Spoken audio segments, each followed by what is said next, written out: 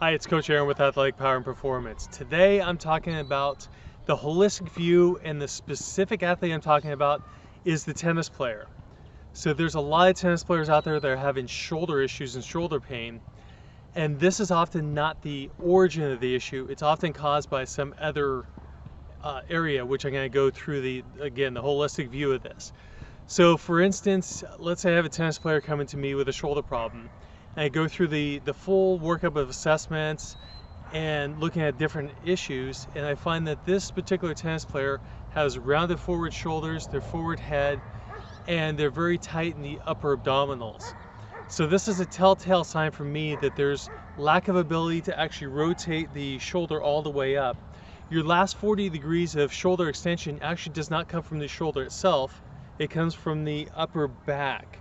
So if you're unable to extend through the shoulder, actually through the upper back, and you're having to make that up through the shoulder, this can cause a lot of shoulder issues, a lot of shoulder impingement issues with the tennis player, and for instance, other athletes like the swimmer and whatnot.